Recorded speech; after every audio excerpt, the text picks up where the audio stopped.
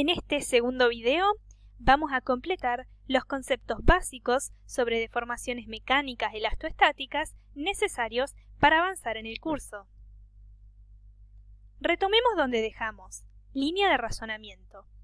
El proceso de deformación mecánica lo pensamos con un origen en las acciones externas actuantes sobre el cuerpo.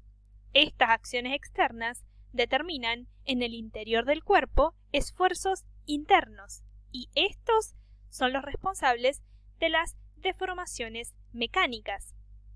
La teoría de elasticidad plantea una relación unívoca y lineal entre el estado de esfuerzos internos y el estado de deformación.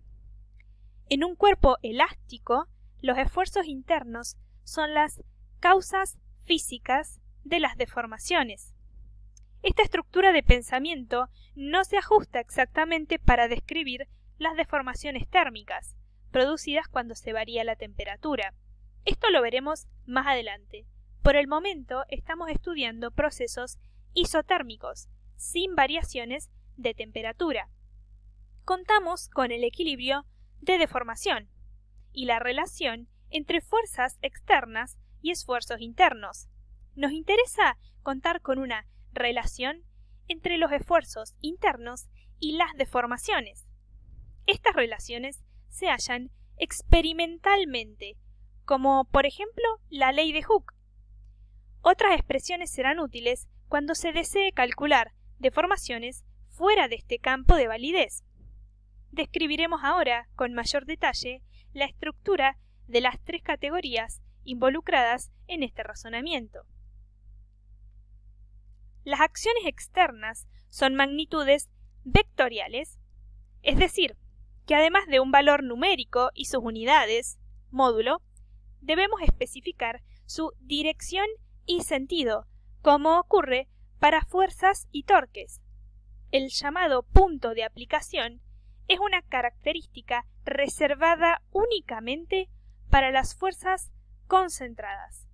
En general, las fuerzas se aplican en una zona definida del cuerpo. Para evaluar deformaciones es determinante el modo en que se distribuye la fuerza. Solo en el caso en que esta zona es muy limitada comparada con la geometría del cuerpo, podemos modelizarla como una fuerza concentrada y representarla mediante un vector aplicado en un punto del cuerpo. Cuando esto último no ocurre, reemplazamos al vector por un diagrama volumétrico de distribución de la fuerza. Este diagrama nos muestra cómo se distribuye la intensidad de la fuerza en la zona de aplicación de la misma, algo determinante para evaluar las deformaciones del cuerpo. También es importante aclarar que la velocidad con que se aplica la carga determina las deformaciones. En nuestro curso, las fuerzas externas se aplican lentamente, desde 0 al valor final, buscando que en todo momento de este proceso de aplicación, internamente, el cuerpo pueda ir equilibrando estas acciones externas. Estamos analizando deformaciones elastoestáticas. La unidad de medida de estas magnitudes en el Sistema Internacional de Medidas es el newton.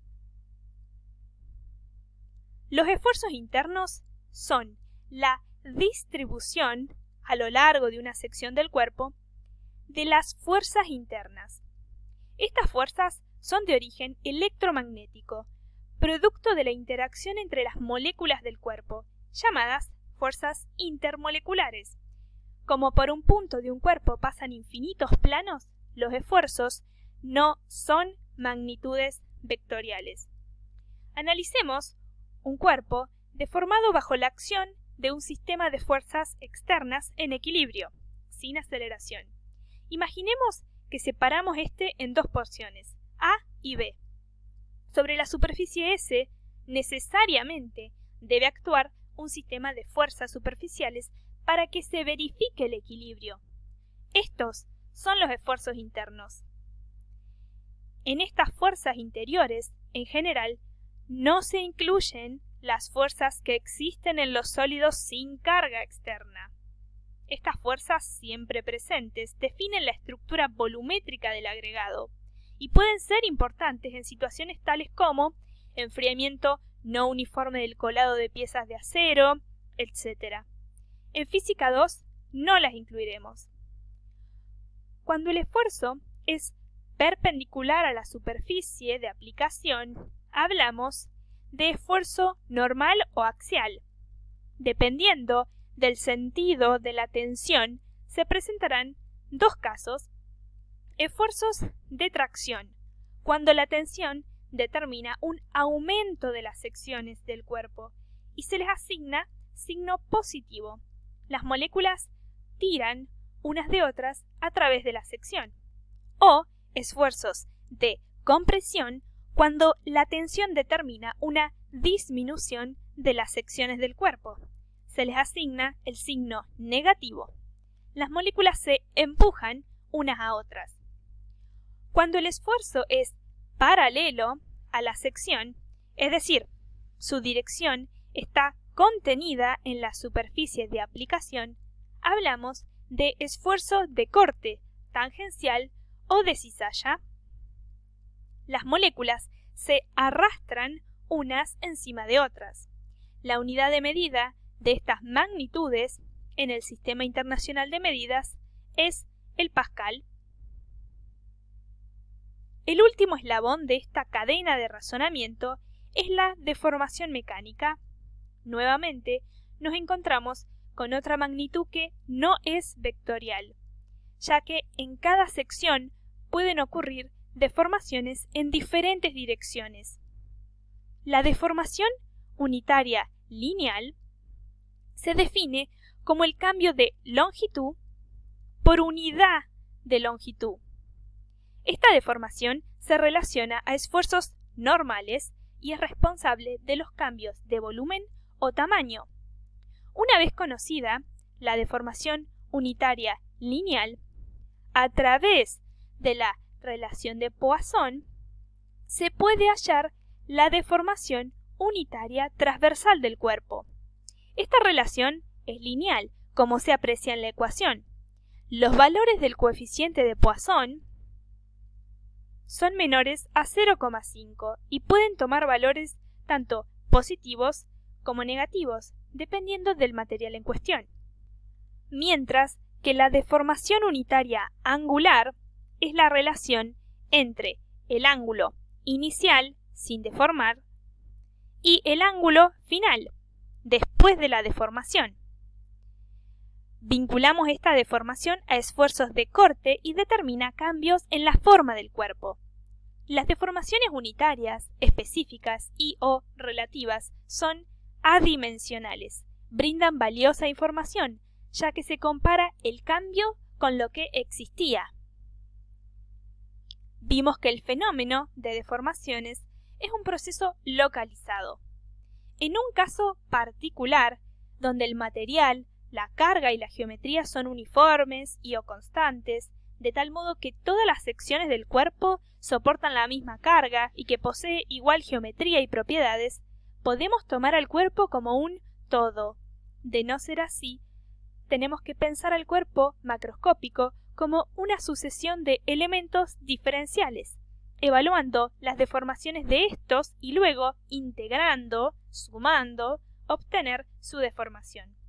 Comparemos las deformaciones mecánicas de un cilindro elemental de largo Δx en el caso en que el esfuerzo actuante es puramente normal, con el caso en que el esfuerzo actuante es de corte puro. Cuando el elemento está sometido únicamente a esfuerzo normal, la deformación unitaria es el cociente entre la variación de longitud del elemento y la longitud inicial. En el caso en que el esfuerzo es cortante puro, este cociente para pequeñas deformaciones es aproximadamente el valor del ángulo de giro que se observa en la figura. Tangente de θ es aproximadamente igual a θ para pequeños ángulos. En un caso más general, donde actúen simultáneamente estos dos esfuerzos, se superponen los efectos.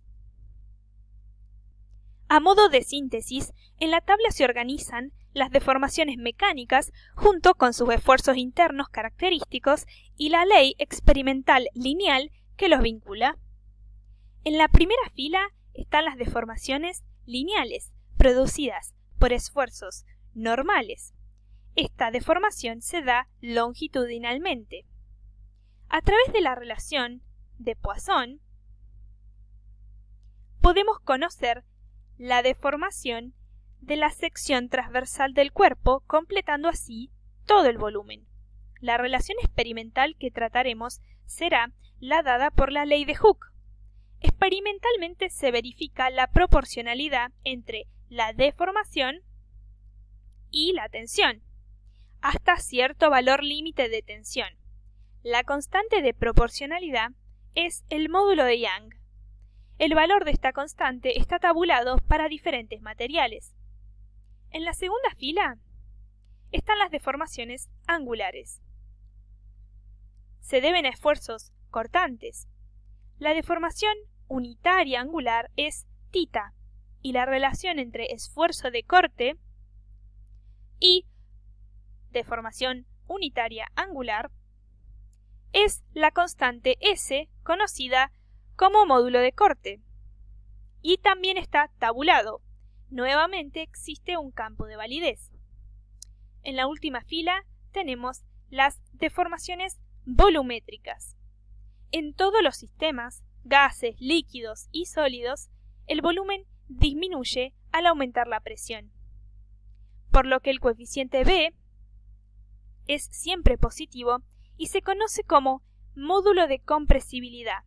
Su unidad es de presión, Pascal por ejemplo. Es común que se nos dé como dato la inversa de este módulo, K.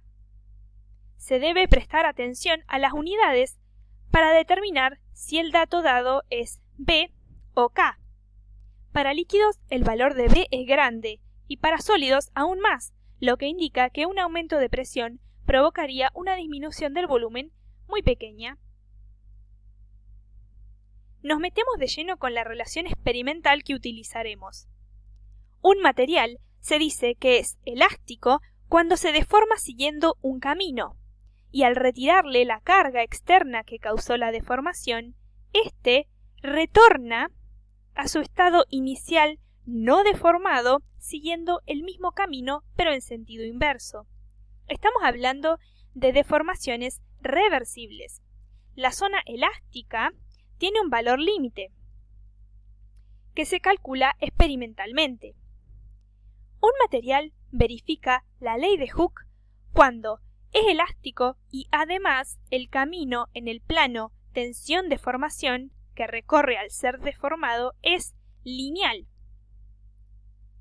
El límite de proporcionalidad también se halla experimentalmente.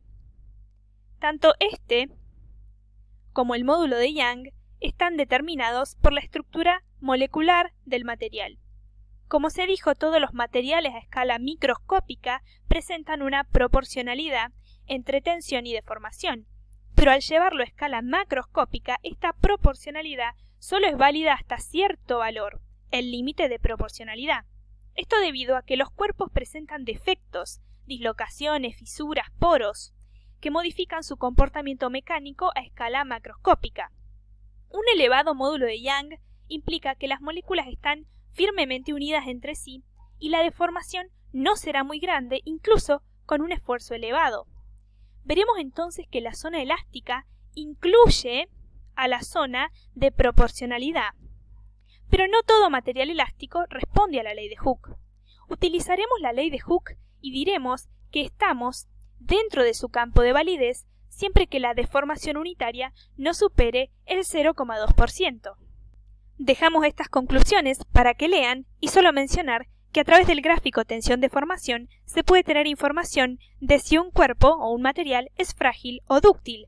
Además, el área bajo este gráfico es la energía entregada en el proceso de deformación. Por último, recomendamos complementar la teoría con la siguiente bibliografía.